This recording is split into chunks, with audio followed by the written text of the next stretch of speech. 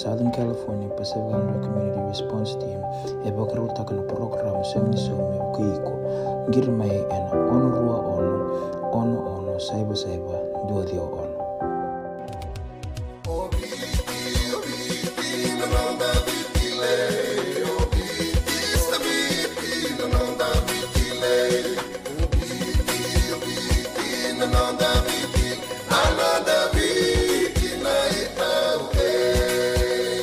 Na nonda biti ke ngasini buli paulange reki rongodi ena 5 na kaloko ena kabini lotule be kemudo e Amerika tini karona kaloko ena singale buli bakarombo be kemudo mai biti ena radio bula tua bata San Francisco me County Canada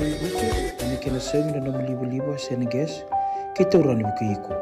girita mai na empower ena ono rua ono saiba dua liwa ono.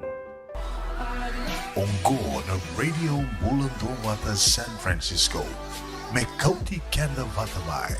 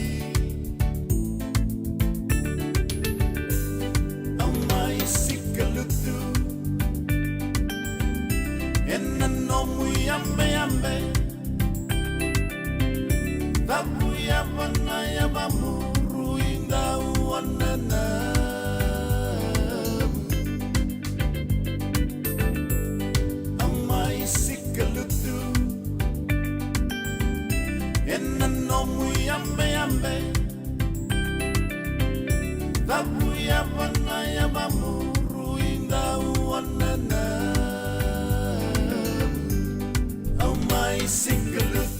Ia sandi na sara o mai sika lutu e na nomu yambe na Oi, nomu lei. i vosa na bateni ngau na leuna ka e na vosa kamida. E da mai sika lutu tukina. Ia. O te ngai asa ngaindo kanirara ni ngaindo ia na lenga waka me ngaindo wiwi mai na mbula ke rovital no takatiko na dona singa waka sama takana singa mata sauti ke rovital no takatiko ke na mbula waka wati ndo menda marau takatiko na Ia mo marau cuk. Marau. ke ronre wa abo kitiko na no ke nei tu au sa varide ko te ani sin madal batem baka ni an receive tu mai se dava yo ya sa full blast tu na sere ke la ni singa ni vada tu na no ke mami va ke la tu ke maruta ka tu na Independence Day sa tunggu na sere ya sa badimbula tu na longo sa vienda ni situ sange sautiko ndreva tiko nita va kame va mata rumur Pakai ta chimi ko nang bula sira no. wa mata rumur tu nga da tu na mateli lo sange varide ko te no bango hey wa da tu ko da belenga tun ko senga Iya. sa vangango bi corrida au sa mista katiko na turang maten renre wa so takana mateni ngona Oi sa si don den retur ni boya. Ibe, where's that smile? Iya. Ko ya utu no biko na no ye watu ngone ana nonda bula ni ve maliwai wa ko be utine don menda na takawti ko sona kai me roni na bakam bula takatiko na kami da takatiko ana nonda bula ni ve maliwai na visinga. Tu dona tal noi ko tal no takatiko me. Ya wata sungko musim mata tunga kina na libu dekan ta sa wata ka tu ngono go ke to matangai America go rongo pagi tunggo na itu tuku sa ka utan don bulan to na marama itu ke ye tu dia buli sarangan to na kurri buli binaka ta kata nam as a bank mai viti ga mai robi uti itu kina turang ko te lebe don bulan na viti na singa sauti Nambongi? Ya nambongi. Turi ba habis cukup Nano, singa libu nano. Iyo. Turi ba habis cukup ngono go santa ngai baka murietu baka malu ya nabi ka lagu turu masa ko sa borita ka enta rongo tani talno ya enta ba isa rebio ka dir tu ngone ya sana ruru tar ndre tana lengi tukit na lebor tu na ke ro sabi mbanga me sa tumbal lo tangane yang tana nakarula ko turu mutu ni singa isang lindo weekend de kila au rongo tana talno anto na turanga kilili pun na do talno ando talo ni profesai lo tu kabitu ndo malaka bi do rongo tana talno turanga tau tunggu wekang komena lo ni sana pa urang ora Tangon tago ko ento ni talo no ento turanga butu ne me India la ko tundu ngani sa separa meimba. Apa la bo benak se la ko ten se dorubu simber tu ni bawach. Atau tu retanga ni libunan ni la so pasar sungon to no friend. William to no mu farm. Mai mba. Iya, ando no farm kata cuk. Na turanga go endo na kan kaya tu cukup ko na bi matakali tu tak mendoli join tegir na geng kena sama ki na longon tu yang endo rucu na isele kapai na isele kapang ko violent don do ru sarnga ndo ambita tonga ruku non ka tumbai vale kami mbiwe bunta ki tonga ndo ya kota ang endo wacu asi kataraba bisa utegirau va to ko baya ta bunta na singa to nga may bal ko sing dola ko may bakon tuy bal may bakasingilip Toko kuanto de sing mani nunu mo kuanto na kay ngule tap. Ando na makatral chan ngoni pas kelip. Mani nunu melo mana. Amu sangol man tanga mo le pas kelip. Gaila ko ni pale. Sa kilasar nga sa visa na kay atu. Reto ko ni sa lang katunga na katum pale. Sa siya man tanga ni songo tu non room pa biuchin. Non racer tu nga ni sa reto tal tundon baya. Sa ro to ko bate na delilong. Dio. Ko kulvin na kasarangan na non approach siya din na singa Lago sarin ako kasi ba sarin na maramo na uchin na uchingu au na kira mo nduri o pa isul sangay poso ko pe landua reta na oya un tora turang pokopatu la kamay na ka una bitu kuna bigungo na kato do ko bina kato na ron sulibik ko nga nakay ko sa mo isangango ngo siyang ni nom ngo na nog Oke rea monduri mongole vale. Amani ngole baya. O passport tak walai. O cita lebih dan nabula. Mbadi lako taliban no nabakasam. Leus tale mai vale. Reda bota sarangau ko na kabata ngado. Ngaro rongo rosa singi taro parau cuna karo batakam. Re no ko re dirau. To bal tale ni ba malua. kai no cinggo.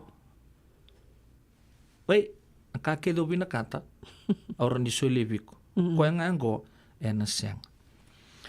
Amani vatale vaya, vatale vale la indona singa tu sar tu ngamai vindo we singe sar nganelon. Nona gela ko enda singa una. Endor bina kasar ngana kai singam. Sa siang tal ngai taro. E tor sar ngana sel ngai tata la ki robo matalalai. Lago ko tom balisar le report ben station no bisa. Gong. Tu na ko bina kata mo watu tolo tek ngapi una bakasama ngo. Mo sarungo itu tolon na bilewai. Mo lew. Oso na sikatara na wali bilewai mai imba na ngunem pakia. Satu ni ngapi ko na kemo itotong iko sa kilabi na kasana o sana taka mati nga ibal bibis. Oso. Kalang na kanta mika ni ato tuba na kin belt ya. Sa pala kasar ni to na kin itotong gitu na turangan lawa. Indo na kay gumbo be tukun. Angay tukun na turango.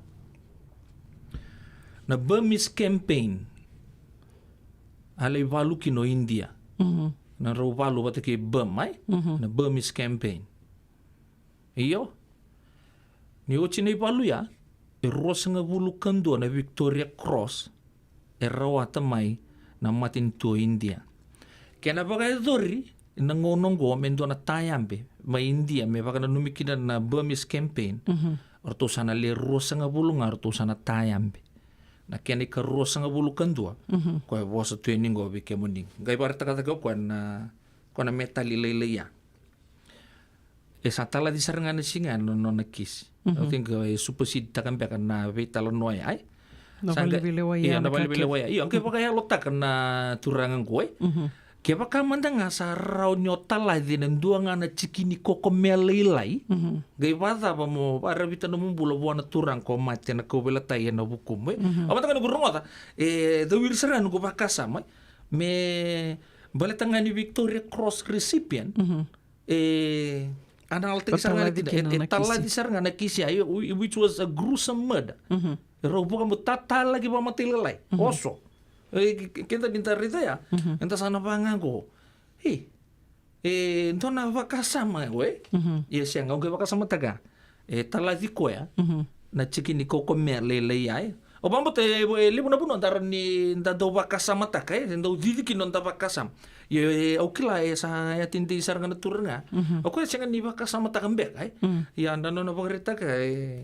taladi non kisi, embakio ya. Kau beban di tengah, ili pun aku dah tahu tu ni bulan dah. Esok na pun orang nyo nrokin, kau kau keladio, mampu tu nak keluar pun kau, orang masuk, orang nyo barabi tu no membulan na sona kamera, orang litaro wali tu nggak sona no muna beta kabu tu sona buki, sona ibakarau ka. Enaran ni, siang awal nggak di Cina kini nombula, endua, o kemuni mantanga. O sana layang pakis itu sana dalata ke itu na. Tanda cini tali tengah kia nombula. Nombula mentang aja nih nyosi embula bina ketu buru-buru. Ya sana lilo kamu tu Banga na lalanga ya o sana le raito ka kina na boni no nombula tu doko Oge baka sama takatiko ni sonongona ni saya na alo kata-kata. Alo kata-kata. Ya na alo kata-kata baka kamanda ni bunga ngona o kenda ngana lewa ndo kenda tu na isamunin dawa. Na dunru wanga maya na dunru kata-kata. Kenda ngana lewa enda mai vakila na ribu ni dunru ya. Ya, dua tal ngana kau bewa se ke roa vital no takatal tunga ni kenda saranga bakatiki kenda rau tal ngana ni kona bakambulai iko bakatiki ko roni ko bakambulai ko tal ngana ke muy kasa just by walking away beletan inda saritian ni ko sakila tu iko na dunru ya santo tani na dunru. Bangarana puno mo mbula kina, bangarana ngoni sala merani kona lako mela kimbula ngalala kina baleta ni sengwalengani kona marroe no mbula ona marroe talanga no mbula ko dinanga nangona ya ona senga ni sena patum bekana no mubaka sama ya ko kiro waseti ko ndingo ke bakai lala tiko mbula sana ndrendre talanga me baya na rai ko sana kila sana koko ya ni senga nindo ena vakamalu mutiko nangona enda sa me sabi dhonga kina koko me na vosa sa koko talangani na vosa so ngona sana la kombeka na viri na dava so tie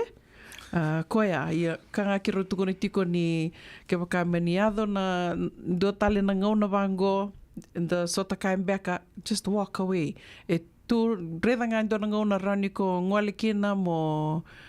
se vangalala tiki ko kina vaya waki ko kina mai na ndona situation vaya please by all means minta sa tombale mandanga lako saranga o waka samataka tundo na nungui tokani ndo wasia via na bulan rendre ndo sotakaya waka vewatini kako en yo nona na saramandanga sa ndo tukon viko lako ko tali ni tiko mo lako saranga mo vangrano mumbula ko tiro me nangone me biti roike iko lako mo kunitiko na bula na waka watingo rimbale teroni ko na matiki na dona singa ko na roni waka matiko lo saka sarami ba o tina na satu ko na saranga baya sama ni gai yado na ngona tuni o tamaningone engai sambaki luvena sambaki luvenro ya lewa ko saranga ya sange wakavuna tina ningone sange kilau tina ningone ke pakai saroni tarana luvena baleta walengani kata-kata tiko na nonro vital nova ka tini na nona sa kilau elewa ni lasa o tangani sama ni terongi tangane ane na numo tangane ni o ngone e batukutuku bena ia senga ni kilau tangane ni o tina li rongo da mai a tukuni mai voa ni o ya leo saranga li tala noa a tukuni mai voa i o Kongo do li mo ditu ka ni num do vale na ngone ko do li daka kina ko ya na ngone sa tarongi taman rto kina sangai senga ni to taman rto me soma mai na nona taro se me daka mai voa ndona ka ngai sambaki luven ro ya lewa ge sambaki luven ro ya lewa bola kasar ni mavoa bakada o luven ro ya lewa ya saranga na sange bakabuna saranga iki ana nona sa toki o tina ningone ko tiro ngone ge banga gono na bakasamu ko ke baka ko runi tarana luven na lewa bola kasar ni mavoa bakada na luven ro ya lewa e na senga ni dona kai tu tale mena taru bi ko mena nona na rao ni na vaka lenga irto bakabitina ni na dona ngonai ko saranga sama ni lako kino ko biu ia na ka bakadirlo makina ni dona ngona yang gelitini o tamanrito me balasari valni bibesu na nona laki baka lenga endona dona dhurbo ili lenga sarna dhurbo ya na yalo kata that violence na dhunru e tiko bua indua ya e titombu roni ndakani dona lenga e titombu ya so e tukuna yo ngandrebo ikona counseling yo weekend to manda na e baka dirlo lo matiko ko ni mai avu tiko na bono lebo ngo Amerika tu sala ko mai na lebo ni resources e tungo na buni wai na tu ira merando be baka sala taki na be kavango ya tu sami tingo na ken bono ko ngone na kautukuna tiko na dhunru ko lako mai sa vaka matamboko taki ko saranga mai na be katale so e rau ni tiko na kene wali io ko ngana the bottom line e vaka davu tiko mbeka weekend to na loto vaka risto me tu sana sanga me to vanganga to takamandanga na nondo to be wekani watana daw ni bulan na turanga o Jesu Kristo. That's the bottom line. Baleta na vika kedongo e kawale nga ke kami da bakasama taka. Do talumbeka no mo bakasama tu? Saka mo indor bilang sar kada bitalo lebo sa bita tagitun na Facebook o berita ko tsugandi. Rabai sa isa mawi matau sora sakang meavangan ko asanro se vango lebo tu na kandar ni conclude takai. Bila karo ya doba may ya sortu kita batal ka ya. Sa runga rokila ko nga usap kita kadaran dan masuk lagi runga na ngonong ko kena non rondi mata bubale ya so era tu dai na walk away na kato to ka se ngani dondo nga me tega bu na walk away e mata na ka dondo me bain tega rotu na pilo mani na kato to ka ai et ko de be go straight in heaven word e senga ngani dondo me tega bu na be kania io so bek na ka dikilati ko training ke ro senga tu nikila na be kaningo dikilati ko bek so tale na inside information ya ba ta mo tu isi mumbula tolata sa rilak-rilak nga weekend ng bulan ko si sa rilak-rilak tuman ng bulan dai andu chu nga ng bulan dua nga ng bulan do so vi wal ta ka chin mbula se ngora raonga o pantun ta kan ton tenwila matukila nambula ta kitele mai ya siang ni no bakakina sa o sangento bakasama ta so na matagalin ragin mbul bang kon ke kelasera di non tembul proses saranga ni bakasama ta kai roni Pidangana miniti sekondi dongana sekondi so tapa na patala kango ngo sabi kintar na biyo kat diri bulan dobat ndor simbula binaka tu mendarumbula sarat chuko mendarumbula pa binaka sarat chuko me azab saranga na pitu sanga bulu kembali ni sona kau be dunru baka tumbali tu manta se nganti manta bi momo li rotu kina mataw Menanggindo sa malumusar ka nung doon na siya nung doon tangge le suivale tapos saya musto no lungu musto menului kaya o saya may malumutu mandi kemi kero kuntubat lipo na dona kambimbi ya mendando wase na kanda la kudrumatiko yo wase na kanda la kudrumatiko yo mo garo na talinga na koe oli wase kina ya talaga so na relimo tumutaga ba istaka bi marroi lago le gikinta talanga sa rikila tal community rito kay kulius talama ni obabu na lenga sanga may preste gi kuliu tale ya saranga na kaindo bakabuna tu ni lebu resanga nindo bi wase kina na kara la kudruma baletango na ngangor ni tiko na nuinga ngao ke no wase ngo sana la kona tala no entina tudo kombalete lebu weekend da do senga tu ninda bulida sementa sanga menda do maroro na tala no nindo e wase nindo no na lenga da maroro ai kambimbia da sa lori sarto ngango na lenga roni na yado ko ya kero saba kama mastiko ni kina na be o kaningo be wase tunga meronina bakabura bakasama tiko binaka bakalebu bikimnin soli bakasama tiko mai koya ta soli bakasama auto bango santa mai tu Amerika na bulo ni labo na katuto koya iya enta andra batal chunga sona matagalikan ta sala ko duru mutu bango koya ba kalu ke ko kata-kata sivia bodu lalanga se tombali tu mantai di pakai kito sen Bruno kaba bali distress tu balai se laga di tona songko songko di lotu mata singa ke mata di le wasia tu ini kida no mo lenga ole rende tu mantanga so fango sange ola ko talla puno dal sen so puno mantanga ron rende tu kina wasia mata mantanga sona ka ola ko duru matu na bengo se da pun dina todo ko dona kabi bingo mendando rende na bi rende bakitiko da bi wasi takatiko na non telenga ko nga da bi maruri talitik ngai bottom line yen dina todo kana kani wasi tiko mai chisunga ni wali ni lengai sampuri singa potulekina din dolalang si mende ke madala matode na marabu nei lako dina todo ko do talgo bolo binaka barada kata-kata ningai le dudungu sara lila landi tiadi le dudungu pambimbini kata-kata tunggu nan rake binaka vakale undo bolo binaka na sematiko mai William roba binaka na sematiko mai mositi bolo binaka tau bakanduni binaka tikani sista Susana Newcabo binaka vakale na sematiko mai bakatan lakin we mara ya kai suba ke roba kambula tikani vikimni na kabini kua bolo binaka straining heavenward walato kumengo koe senga ni kabo ke anda gaindo mosinga baleta nindo mate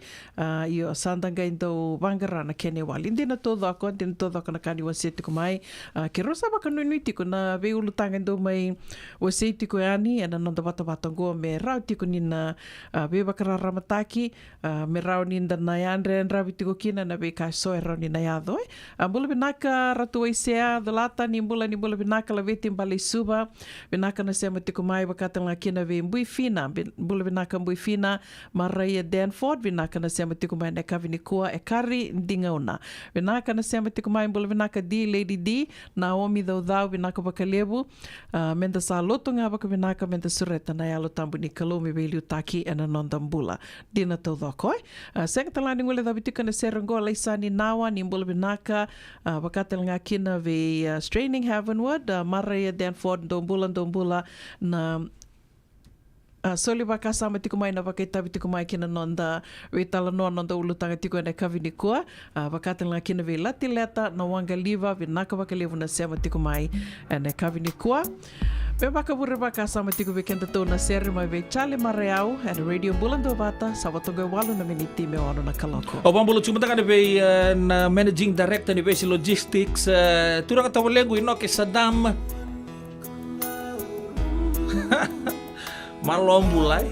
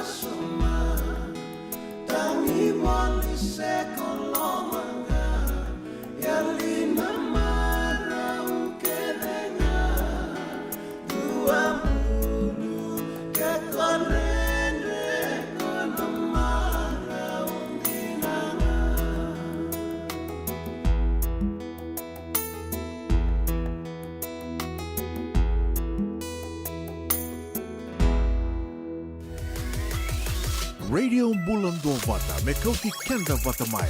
mai San Francisco ki burubura sema mai ngai wose yani.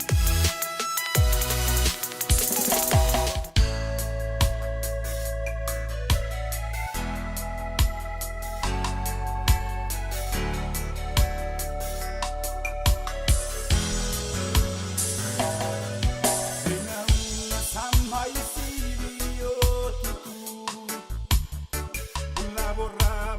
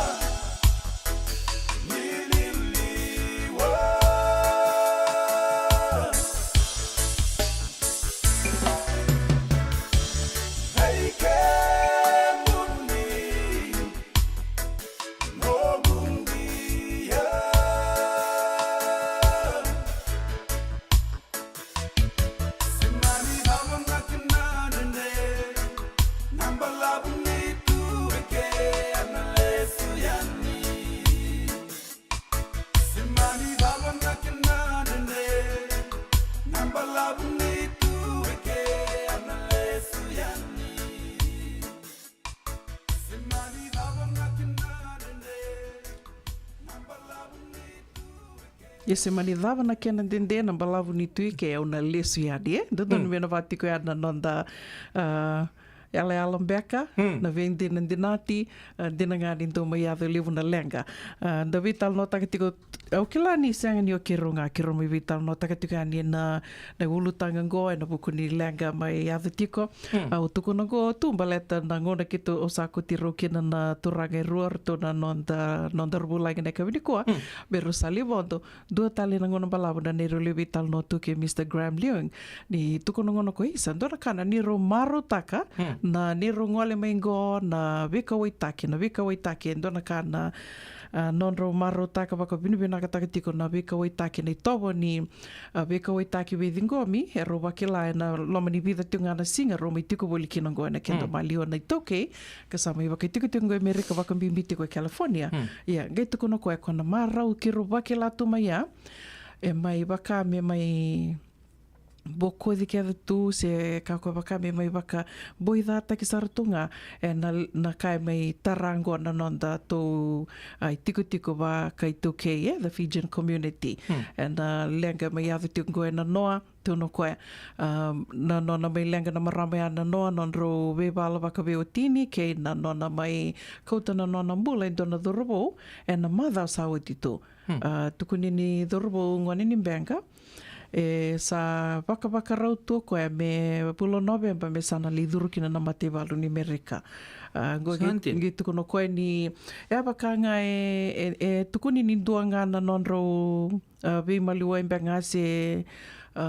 vi dhadhati mbeka se ndona vi talnoa isenga ni matata na nonro relationship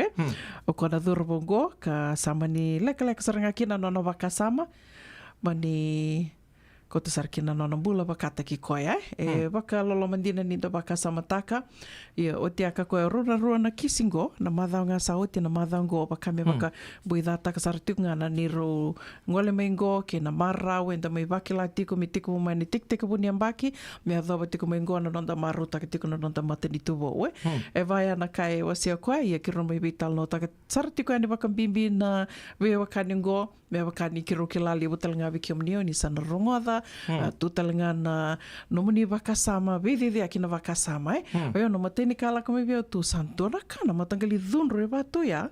me o sali kilasa paka matamboko taki ko saranga ya gai ndona tikina venaka ni kutadaki tuk mai atu mbaleta ni o kimni na tangane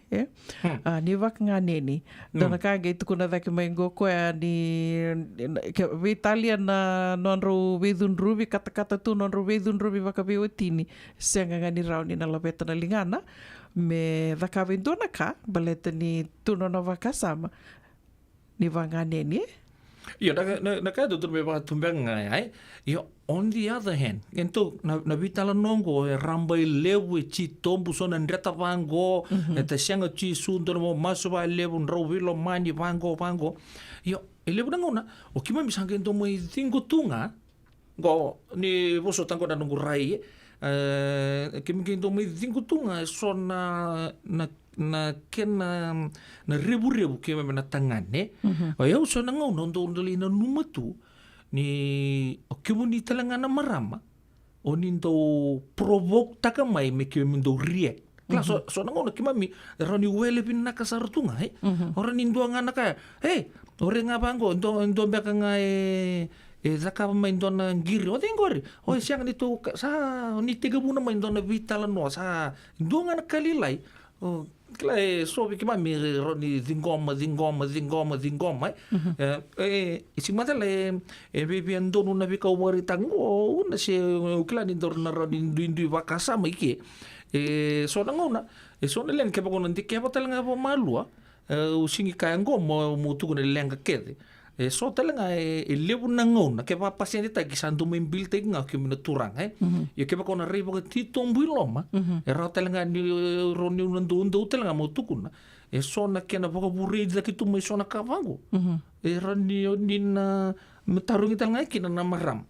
na ka binanga niko se ibe ukilan na ke ko na talo kira mo na boso tiao ya dan doang na nongo na numa ni dan tu rital tunga so ngona oi so sanggen tulitan lotu siang oi saro talaga me atungur pato ko ya sando ba tunga ba ya so sa ba tunga ba ngo baka me sanggen do ni mo mikir tunga na turang kana klan bosa taki na kato do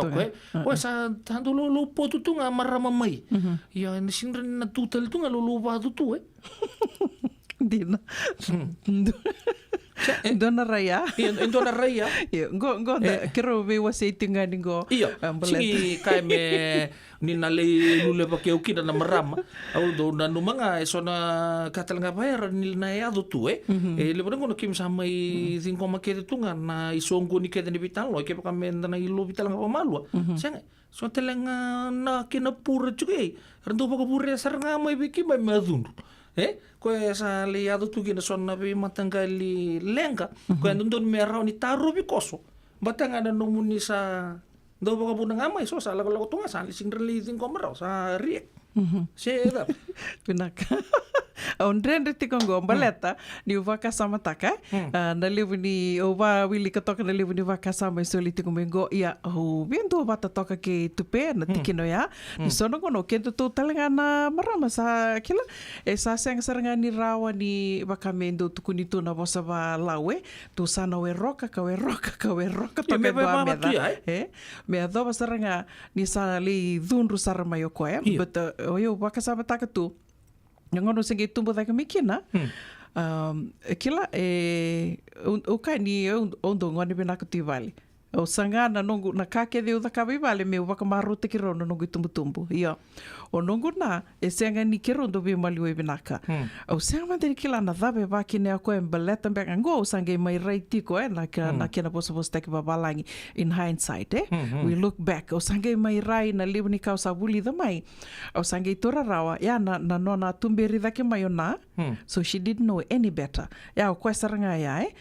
sange na numu to ko na kada ke de ada kava mai o ko sa o ya una batalinga ya o ya yo na kasange ndo me ya tiko o na nindo na kai dhunru baka e na we roka toka me adoba saranga ni sa tua tasa ando sina i saranga ta au ngendo moko ya e au sa no rumbi like tu me adoba saranga ni sa dengu na luita batu ya na ni tu na nungu tumbu da ke mai ko ngone yo onge mai reda na bula pakawati ni bunga talanga weekend batali tunga ya nonda bula enda sa we rock ando na ka menda sa tukuna tiko ani bira baka di utira tiko ani na watinda me tava saranga ni rele react ndo na ka rele da kaba endina nga ni senga ni solia na ndondonu kina ndua me kota tali na nona bula ndua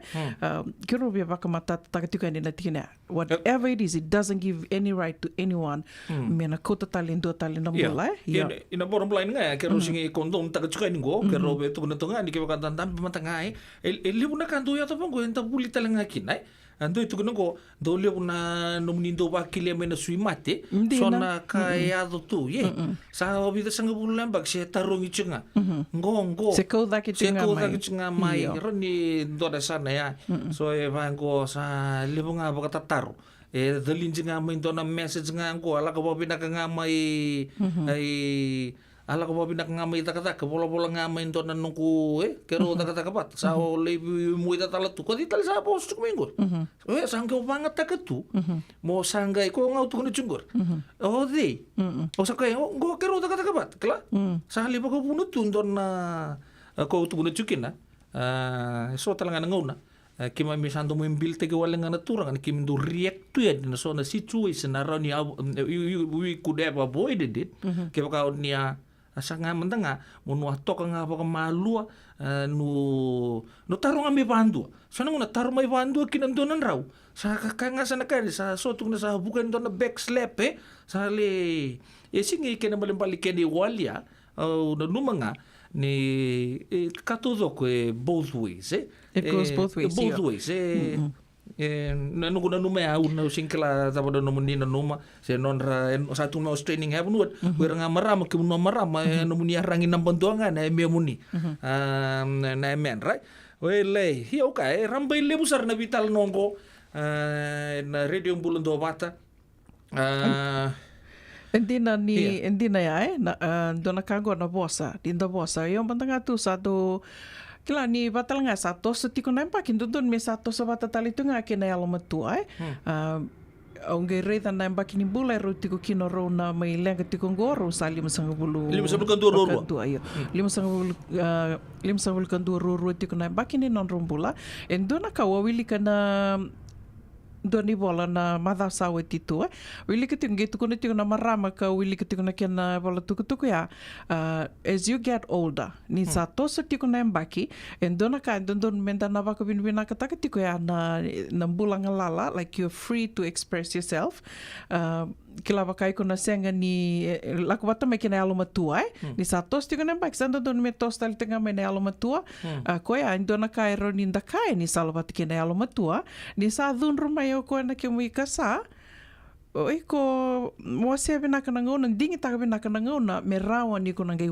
bakalisu tali kena se o visa ke na dun ruti ko mai bele te ke sa dun ruti ko mo ko ya na dava na kena yang mo ngai o boss tale ani ko mo kila mo rogi visa boss etiko it doesn't get anybody anywhere ayo sa kanga do da kapital nga tu I just walk away do ke ka mandanga do na ka u senga ni tali taka tu dun roba ka tu ko ya iliu ke ka mese tini na mbaki sa ti senga una e roka ya ni sa toso ti ko na mbaki ki roba ka ni ti ko na viva ka ni go di sana toso wa tali tinga kina na alo matu sa ko kilanga iko ni ke ni ona we roka tinga ni guess what ina ava na explosion wanga na va cada mbot te rocket enda mai sarava ti ko na no e sana va tali tinga kina na bula ke va senga na visau ko ya va do ondo loloma va ke lebutu ni mai rai wa boliti o tu e lebu na wekanda rura tu bolitungo na bakini bula saratiko kina santana numa ni sana dondon mesa mai marabu na tostoso sesianga nga da rida ni se bor rasaranga na tostoso ando tale na kakiro vital no takitiko na dhunru ke bakai ko na senga ni o kilamo também como moída baka dava na elomo na no musa dhunru na que na vosso taki baka babalangi o baka sama tak tingo quando anger management ni ona sana dhunru mai que baka ko senga ni kila mo moída baka dava se me ona daka taki ko baka dava io konga ya sana ya ngai kiana lenga konga ki rutu ko nitigo na ulu tango e ramba lebu titombo so bola mengo enjir sar so itu me da alo matua mai so tu go communication is very important endone ke ba ko tukun ke ba ko communicate se o sali matua mai ye monang karun tu se tal chinga ba binak ko na sangat ko na sangat tunga na vising me na ba tombo iduta kan to na institution tu na ba dit kalau ba dit go na matu bale mo marro chiko ya na ni na nungu na numa ya ni tukuna kemni talangan maram so nangona onin tau vagabuna tuma so na lenga liu pango so nangona gindo le mil tel tornau sandu ya tu chukuna lenga sanga indo le vata tar tu isa ke sa kombe nga ni wa pakatarong at kumanta mai dito tao din na bango nangona ya ke pa kami bibinak siapa ibi kung ando lang mena undo vanga kono ko kasama tu me kanida vai mo sa mo tarong ti ko me ave mo vadun ruti na ke me kasama na ave onro na vidun ro nga kina ko nga anda sa tombale mantanga kir obi wili kanga ni na bikaro aset ko me gona we kanta be ndaka bakelewi no kengarau na polo asilio ibi be atama Andra da kua ni vi bataka da vivo soti kanda dua bata na tunde na velomani ni lolama Jesu Kristo bina ba lebu mo si timbo bina ka tau menta be rokobi sa koko nga na vital noa and nandua nga na explode ngalunga walk away vivo soti communication is the key me toso nambula na yalo matua ke no velomani buoni yalo tambo ke muni na bebekani me tiko weekenda lotu binaka weekenda na tomata ndina todo ko Isikeli sila binaka bakalebu na sema tikumai e bakanga na ngunu melene na nonda bula ni vento mo ni bekara ni kaya se tekabo se kamida tos tika na ngauna sa ranra luka mai na melene. O tiasa talanga sa ngawelanga ni ranra luka sangai sivia mai na sorena. Nimbula binaka MLS sabo binaka bakalebu na sema tikumai communication is very important in a relationship. So true. Totoka na ultang ni biwa sebi na balebu. Sa lebu nga na nonda baka-bakarau kin singa ni bakamau. Sa waray na baka-bakarau kin mbula bakabubale na bisinga ni mataka. That's a good point. Binaka balebu sikeli. Dito mbeka na kaya roni na bibu kitalitunga ni sembera ni laki bakaidur na bakamau na counseling Mero bakasala tikimanda na rua ni ber ni raungai laki bakamau. Na bakamau talinga lebu tu na kia na matanggali ko ngaya mbula binaka tevita vaungali wakanuni binaka tukani la vete mbali suba ni sa kata-kata ngana bimba bulida menda kaya ni bosotiau nangono bata ni spirit ni dhunru sana ruru ndina tudhoko ochi sarangaya ko kaya ni lebu ngani no mumborisa lebu ni nongu domoniko Tuko ni nga doon sa mababa lagi word. Bulan binaka Bula ya tabale. no. Abarta ka mo tabale tumbur. Kiba kaya to na dunru. Ina binaka min date ko. Kung nga di ba ngata kin do na ka. Men na ron ni ko tan sarki na ng bulan. To aya. Hindi na to ako eh. Tuko na ana Rose. Hoy. When men walk out, the woman should just sit and think about what happened, how to make it better and avoid problems. Show him love when he gets back. Dua ana Rose binaka na siya mo kumay. Kota laki ni Joe Hughes. And it can also go the other way. And a Yeah, rose and a kila. rose, Sayang wala nga nyo kenda na maraming takabay. Talanga na turanga. Doon talaga men ranava kasama tak talaga kaya kaya sama ni dun rumbaleta ni aukilati kongo ni na relationship kede senga ni toto bata kede tu ni sona marama so bikenta na marama baka enta karo tal tu nga ni turanga na nonda ibakaro ni bula na nonda do zunru na sabi be chiko talira ke mula tura sa tiko talira na turanga kendo tu sa tunga indo vivado tu violent talitu nga au sa baka dina takay sona bula ni bakawati bula ni bakay tao madanga na bitao rase gaibe sakitiko basar tu nga ya koya na kay bikin na menda na VOC tiko yani ni it goes both ways senga ni dua nga ne sana vinaka bakalebu mo city vinaka na sema tiko mai na kavinikoa mai titombu karamba ile busar tiko na ulutanga ni VOC kiro nuitaka ni rawa ni na beba kararama tekitiko beba kungeti talitunga menda na dike bikenda manda na nonton tu imbula baka matu bale. Tomani tiko na baka rona sere, ma verto na dangi nindele ya tova na radio bulan do vata ni sa sivito gono ono, na tinika dio na biniti ratu pedeli na novo ke uno vuninda kua.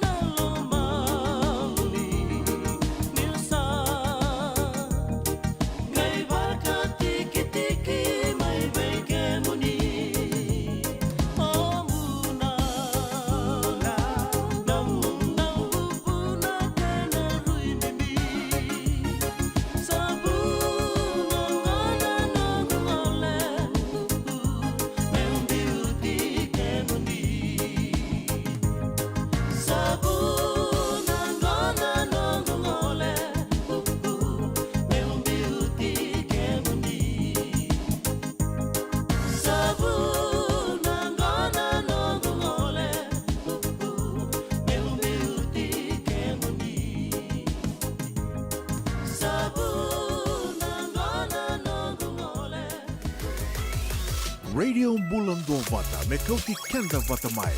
Mai San Francisco ki buru-bura. Sema mai ngai wa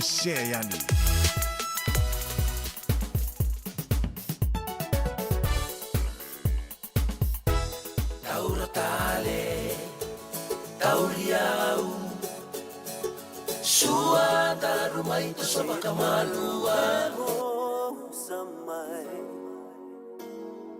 Bekambula era politia Sengakila namosi Nirabosa medico natamata Sly Fox. Erkaya nikuya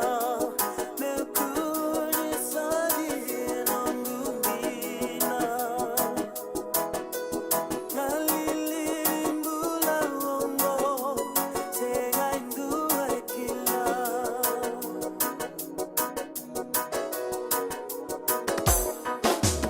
Ikaw ay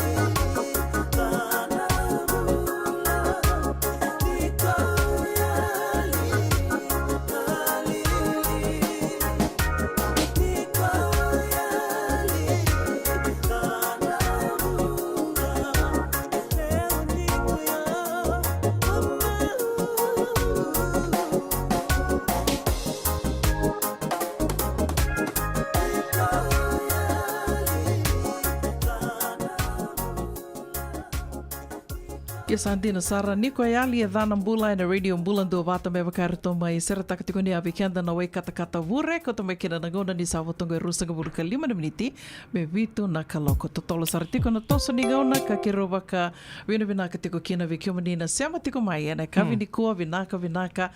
wakalevo kiro kilani bunga talanga vi kio mani sege matai tiko mbeka ni no muni sema mai kena radio mbula ndo vata kiro kere tungani kera onyo ningai o se to ngayani na no to vata dua toka na like, dua na share, ke rau telangani o ninguém se kova toka na nito YouTube channel, o e ana radio Mbula Dua Vata, and a YouTube channel ke rau ni o ninguém subscribe toka kina, follow us also on Instagram and a Weibo ke sarwa kalebu, and venga ravi na kena sangai tunga me waka te tiko yani na nonda vata ngua na radio Mbula Dua Vata. Waka dona ka ki rau wetal no taka tiko ni lewe rando seama tiko mai na ve se wura ke de sara. Senga walangani o kento Amerika na venga ravi na radio Mbula Dua Vata o katalitunga kena o ira ke sara na ito ke karsala ki waka tiko na besi buru tali so o kambi tiko mai Australia do na itala no langi ya tiko mai wiki rau na kavi ni kua ka o kere itupe me ngai wili ke tiko yani na itala no na non reto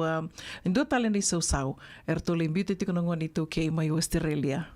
Bina wale usara una ki kibrin na bioka do ni sama chuma ki baka ni raile sunga do ngona ya na mbagi sau chi mbagi ro sau chi na ngona sangi te bu ya ta chi na nonta Australia rale weibu ke na vida na wolu lele bulo mai Australia ra tamba wa bu sartunga non ra maru takatu da non ra pinga rabi ra langa share le era le bue chima wira nang kasi non ra vale ntina ngani sa ya tu na veka ba ndo mbula ke sa lubu tu na sanga te so ra vingarap tu mikin ba Australia yang ko tana itu tu kumatin do bui non ra sangol chungai na nek wira non da turanga na marama na dorbu ngon lewa wa non da puno lo manufici Australia nda retan ko di so virtu ra le bibo ke sar ngon lang tu bukoso na itu mai Swan Hill New South Wales ka baga biba unge tikini bertura tampa ni buka ke amer sa la ko duruma so na wuli o ir nan orto na vida non da durubu we sa ena ngono serangon ure tadi sa to le passa un bek seta por tu sali tu ribola sarnga waka ndo ni mbokombuka sampai karena kena dabu cingko. Doni buka. Iya orang tu santo ni buka. Iyo firefighters en mai napunoya. Pagkat orang tempat tempat Griffith kena tempat ni buka. Antona kena lutu banta. Ramasula kita lenga. Talin terserah yang awal ngani tak awal ngani tabi ni pinggerabi. Waktu doni buka boleh. En punorto sabo itu kina en biasa ni Core New South Wales en punorto na pinggarabi kina Griffith mai Swan Hill Forbes mai Juni mai Debo Shepparton mai Young Robin Valley ki waga ngora punorto ersa pinggarabi tu kino irna nonta andare tadi ersali reda rosar na yang lokin pinggarabi na kasatu bikenta sarto lai anggarap tal kena buli na kena tampan ni bogombuka mai New South Wales so ya arto sampan sa turi bola kina ya ando talanga na puno ndareda ele bikenta ndareda di sali daibo si faisar na vingarabi laku tunga din vingarabi kata au kila una au matanga au baka sama takang go satu tutal tunga na kena ngoni sala ni bakaroro tegi mai non ra papep so ber na kantong go mer sa papep yo Australia luri tunga ni bango sa channel tunga ni go ro so na ngoni to vingarabi na ngoni bici sa kata kan don bogom buka so bir le kata kata son tampan go era ke kin talanga satu tunga era ke lagu tunga sa sul talanga ni bir mer sa le ni puno tunde itu na puno le Australia no pamot ni nakanggo Entonces menta maru taga kede chuko lebo tunga na tampana ta o ngor to la ngani ba nek saram batele so to ngor lebo ngar le la ko tu ba vitali le bango entare tadi yang dia batu bakayan na bakasama ndai batu ba na bakasama kula na biso ta to me biso ta di sana biso ta kasar na bakasama senga karena ken tanto sasang anda bo de penak na bukun norto bula turbo arto sa alai rawata sar na norto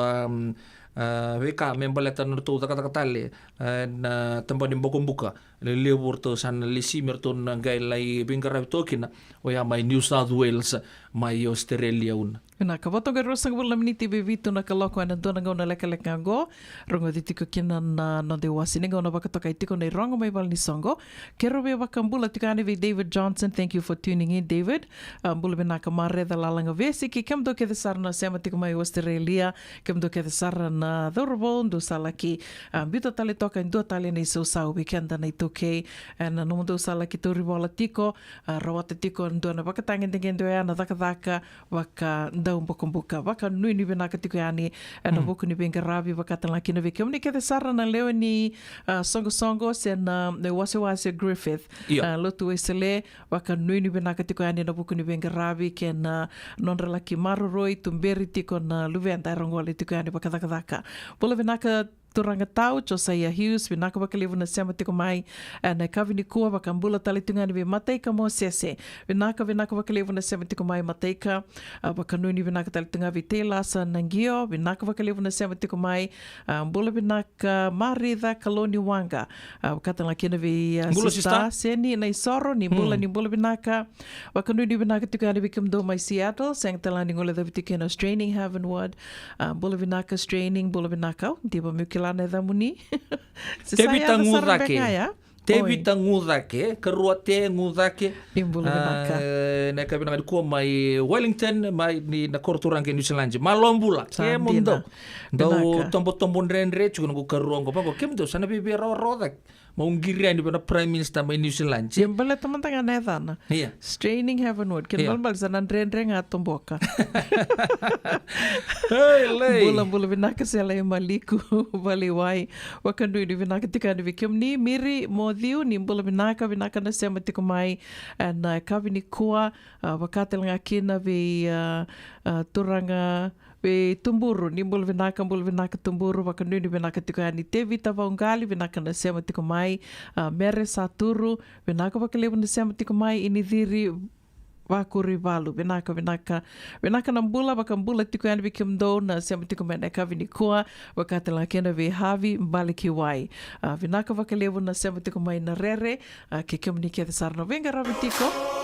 na vevo no ni venga ravi so wakandu ni vinaka tiko yani na vili niu na siwa sen tabita mga ravi tiko na kavini kua.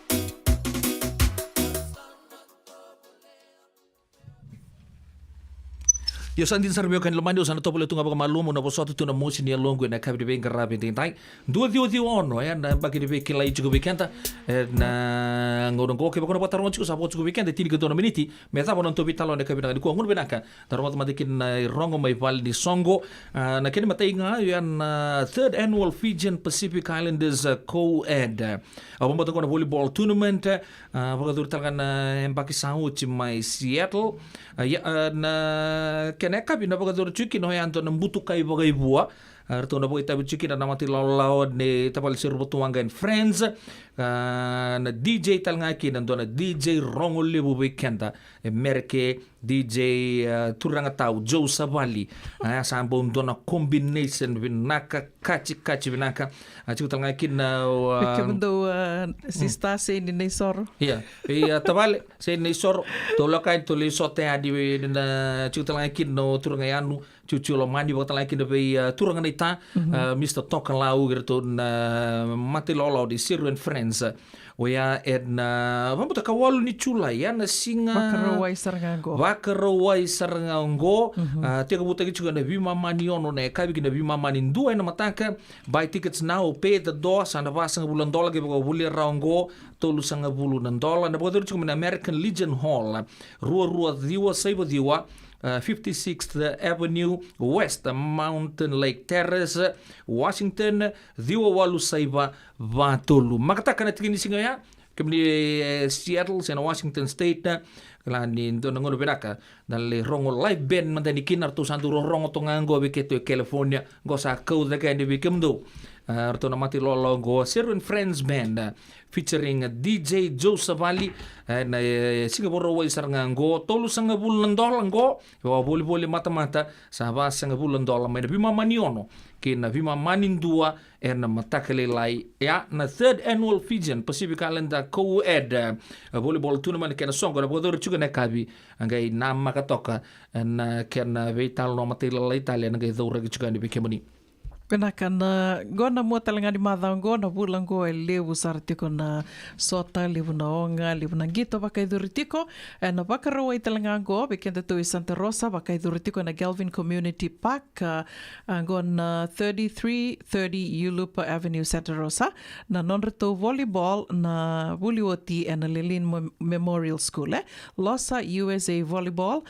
kena barbecue talaga to bolita ki barbecue tiko kina bakai duritiko na tinikan na kaloko na mataka kena 5 na kaloko na kabi dua na ibakarau na barbecue tolu $10 o katik kinagona lamb chops na toa na sausage na potato salad coleslaw tapioca gaindu tokani na kena tabai wise na tabai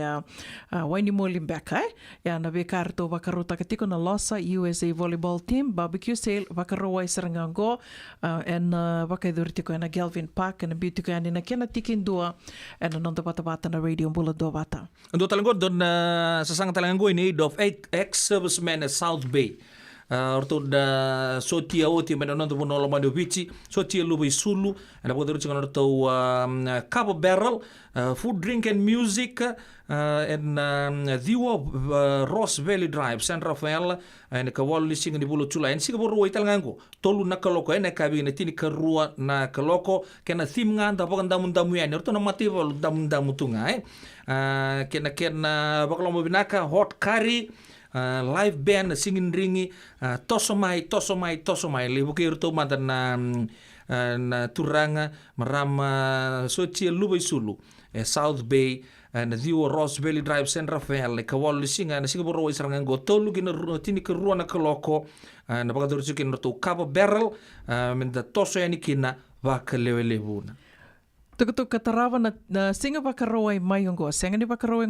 mayongo na katin kalima ni singa ni vula July. Anggo na nonreto ndanisi na Silver Grammar School. Silver Grammar School nonreto ndanisi bakai durtiko and trade winds tupe kim ni sali suti mikia. Chang ase trade winds go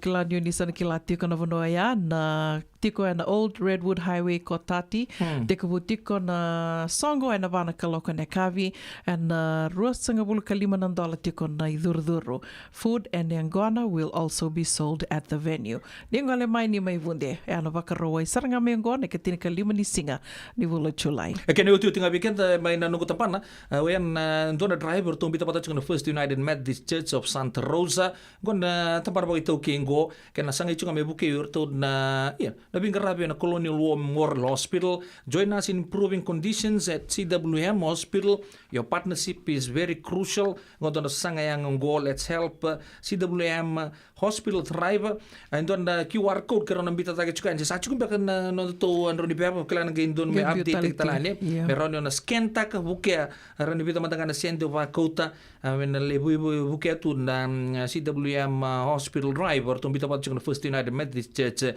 Santa Rosa kailan ya sando tal no taga chuka ni en we singa to sar. Ya na sin ke tele bu saro robo le ka sar chuka mai ne katin ni ambaki ni ker na ba no numiti ko na songungo san lebu ka to ni laie ene karuni singa ni bulo September o ya mai Hawaii e makata to ni tigini singa ya singa pa ro wai tigo ya karuni singa ni September rono ndolo rosa lu katolu mai laie mai Hawaii na singa ke tailevu na le maro te kita le chukina e dan do tale na mbaki ni norto sasanga chuga na buku chunga ni norto scholarship fund na turanga marama na tauna. Watu tinga ni tukutuku gona vakarawai ni karu sanga bulu kadio ni singa di bulu chulai waka tuku ni tuku ya libu tiku na wanga libu na sota libu na gito na danisi na karu sanga bulu kadio ni singa vakarawai ya na bulu chulai e na vakedori tali tunga gor tu bola tak mai rtungo mai lami adak takatanga kia trade winds nga lami ono vatanga and Old Redwood Highway Kotati nortunda nisi tiko na Santa Rosa Netball Club Santa Rosa Netball Club rua sanga bulu na dola na idurdur teko butali tunga sen dola tali tunga na katumba and vana kaloko and ekabi ayana be tuku so mai lewena tuku ani na nondi wasiningo no vata ni rongo mai val ni songo and radio bulando vata na ekabi bina kani buke lulu ndendai ne kalima ni singa ni vulu chulai avotongo vana miniti me vitu na kaloko tindu mandangan na sere votai vi kemni na sema tiku mai na ekabi ni koa avakambula tiku ani kina ve di lady di mbula bina kamara tamai mala JL vinaka vakalivu na sema tiku mai na ekabi ni koa vakatalanga kina ve kemdo ke Sara mai na Zion Shopping Center mai tavu a Solomon turanga mai muri wakanu ni vinaka tiku ani ve kemni Rusia te ratukana ni mbula vinaka na sema tiku mai na Wayavi Place mai lo toka na Mbula Place ni vosotia Mbula Place Wayavi lo toka vakatalanga kina ve sese ni eli virako ni mbula vinaka na sema tiku mai sista sai Rusi Roko Vikavira vinaka vakalevu na sema tiku mai na kavini koa vakanui ni vinaka tiku ani vikemndo and buku ni nomdo vitoko ni tiku mai mbula vinaka mboso levu Rakesh Kumar all the best at San Bruno Cover Bar Mataika mo sese vinaka vakalevu na sema tiku mai na kavini koa senga talangani gole da vitikina Anna Rose Hoyt vinaka na do sema tiku mai na via kabi. Ya apa betul sa kau bekan nabi dan numi tamai mala JL bakal lagi nabi Nox bola bina kemana semen lama tu yang lebih kaya bei muto kaya bola telenga mai Ayers Rock mai Uluru kona tamani patu lewu ya kondo juga lama Australia rondo kakam pasar tungaitak bola bina ke Howard Lees Dixon California bola tahu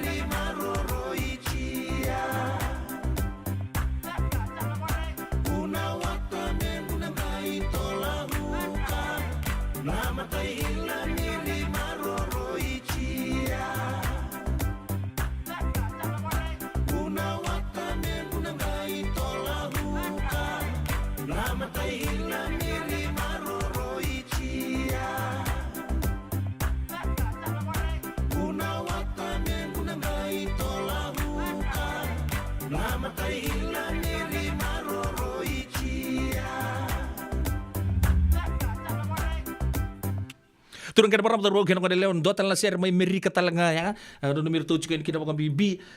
Tentu berita cuk ngapanggo watsen tembua. Abang belum mantanga lebih kem tu nunggu weka. Isa tu nak tem tu umbi tu ko nan do kamai. Au sing manten mata le ento do tu guna juga beze. Ya wikem tu ngan ngai do wikili tak juga am batam kan do le mbek na bindo buti ko bunga misi ngatoka ko tendi bayai na wir tu nek kanta bay mai ra na lo di ponu ke imbae. Klan do bisa bos na turango na no. Kata-kata boti tu mantanga na roket ko sa pango ko. Ye, ora no masara no tu mai raki na kata-kata boti tu ko na roket na fireworks display ye. En bunor tu kina artu talang ngabita ngone artu bakatan boti roket ya bota toka ngai live taka cuma ko ngai nguna ngai katan boti kina roket tu no ko bakasar ngana nunggu tu mai raki na ngona se lagu tu kina operation ni raki freedom ngai tu no ko ya go kimba misa siang ni rere na tamata sa rere tal na motoka ni katan boti ngabango onna alam iya tri kata kasar tu alam na siti mantanga begitu ndo katan boti bu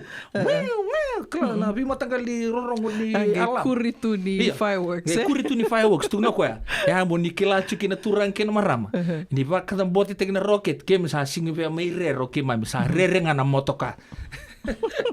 Wele iya sa mambo sa tabi kana non tabi toka di naik kabi di bingkar rabi din tayuna se ndo talen kana kaudi pe bareta kan sember ndo rumole Sa ceki sarakar. sa ceki san bangade sa antoner ni roba di nak tegina chuko non tabi tokandi te bu chuko ina tolu da mai siamo tu bategero da turanga mana GCC review committee o chasa ke rosanga mi tong mana tal chukani me ato na tigini minute inda sabi ba mo tekino Obi bakana no mitunga ya ni bikem ni na dalata na vital no ya ni kay siko bangana nito YouTube channel wa na Radio Bulan do vata YouTube bongi le baka ni ko se mataka ni mataka sana tiko kina na YouTube channel na vital no and sing le ni ko wambota ni sana tutalenga na uni sale ron yuni na vitar taran kina bat kirto ke baka ni mani rongo da na vital no mani baka burre mai sona taro ninge vitar taran kirto Radio Bulan do vata kiro sana mai daba talitunga ke na we kangu rotupedi lina novo dan ge mai verongo din tama talitiko na kabini mataka no ni tokani go una pun inda kua ke roba ka nui ni tiko yani ni na maru i tiko na bula na kabi bina ka ni kua kalonga te tiko me adaba na ngauna dan ge mai verongo din tama talitiko kina ni te waka diang tokamanda samode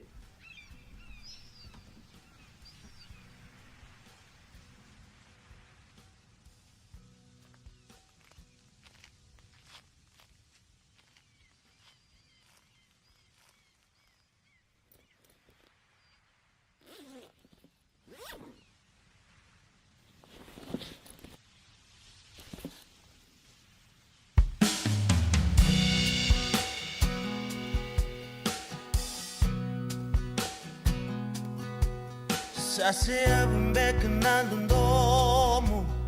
Meta kalian ni vakandua na utingu Isa nandina bakandra muditu Ni vere matamu nada kanila sabunia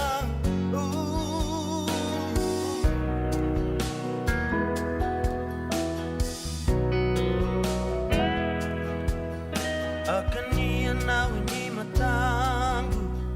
Levo ni nanguna numiiko Lalumani Androya wame vagarana vakadegu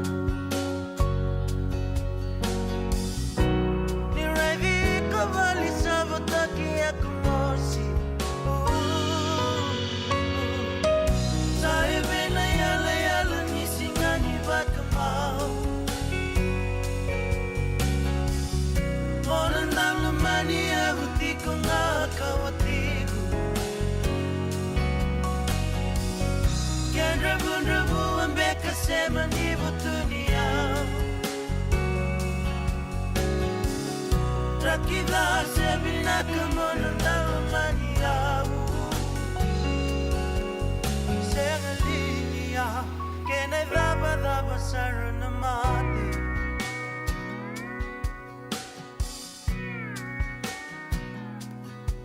Bakayang bakimana bakuwati Hingga seni bulinda lumani mandi ema Isana nango tangi maudi leiniului galau Ando vimbita kembali sama baru-baru laki Saya bena yala-yala ni sinani bakemau Ona nalu mani auti kuna kawati Kan rabu-rabu ambeka sema ni butunia Rakiva sebina kamono nalu mani au Sebelia Kena daba sarana mati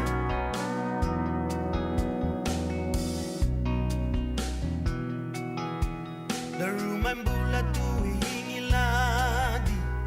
Keraton ang daru kalumani Onelewa Bekado rumamayin ang darumale Marabot karusan ang baniba ko ating ko